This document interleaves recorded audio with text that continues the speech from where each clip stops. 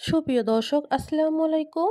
আজ তৈরি করে দেখাবো সবার কাছে অনেক প্রিয় ইফতার রেসিপি ফুলকো মুচমুচে বেগুনি ও ডিম চপ। ঠিকঠাক একটা বেগুনি বানাতে অনেক ঝামেলা পোহাতে হয়। আপনার বেসনের গোলা যদি ঠিক না থাকে বেগুনি ভালো হবে না। বেসনের গোলা ঠিক রেখে কিভাবে ফুলকো বেগুনি ও ডিম চপ বানাবেন সেই রেসিপিটি আজকে শেয়ার করব। আশা করি আপনাদের ভালো লাগবে। ডিম চপ বানানোর জন্য আগে আমি আলু বয়েল করে মথে নিয়েছি।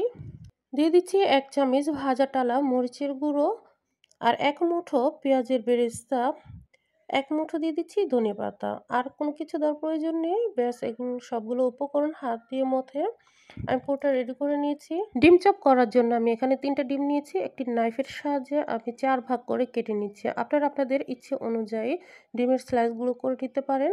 আর কিছুটা আলুর পুর নিয়ে আমি হাত দিয়ে চ্যাপ্টা করে মাঝখানে ডিমের স্লাইসটা রেখে ২ হাত দিয়ে চেপে, চেপে ডিমটাকে কভার করে ডিমের শেপ করে নিচ্ছি।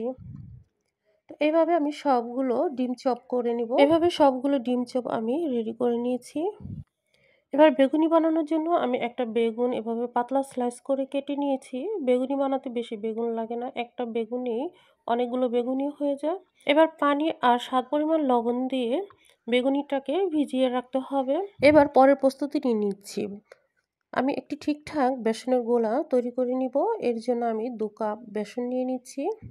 এখন দিয়ে দিচ্ছি ১ চামচ পরিমাণ হলুদ, মরিচ, গোলমরিচ, জিরে আর গরম মসলা, স্বাদ পরিমাণ লবণ। সবগুলো উপকরণ হাত দিয়ে ভালোভাবে মাখিয়ে অল্প, অল্প পানি দিয়ে বেসনটা আমি হাত দিয়ে ভালোভাবে মেখে নিচ্ছি। ৫-৬ মিনিট হাত দিয়ে মথে ঠিকঠাক একটি বেসনের গোলা তৈরি করে নিতে হবে। বেসনের গোলাটা আমি তৈরি করে নিয়েছি, একটু ঘন হয়েছে আর একটু পানি দিয়ে আমি একটু পাতলা করে নিচ্ছি।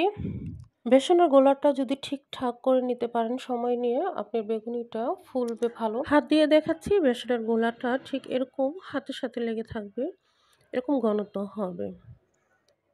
এবার বেসনের গোলায় বেগুনের স্লাইসগুলো দিয়ে ভালোভাবে মাখিয়ে ভাজতে চলে যাব।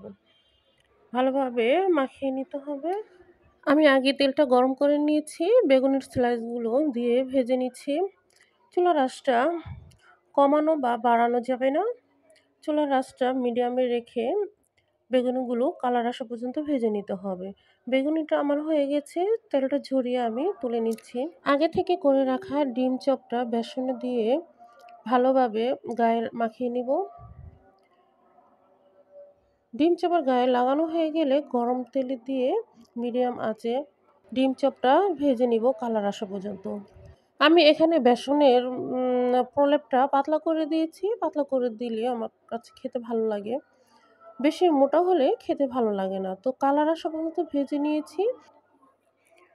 বেসনের পুডিংটা যদি এরকম পাতলা হয় খেতে অসম্ভব মজার হয়। তো আমার বেগুনি আর আলুর চপ ভাজা হয়ে গেছে। দেখতেই পাচ্ছেন কতটা সুন্দর পাতলা হয়েছে। আশা করি আজকের রেসিপিটি ভালো লেগেছে। আজ এই পর্যন্ত। ভালো থাকবেন, সুস্থ থাকবেন। আল্লাহ হাফেজ।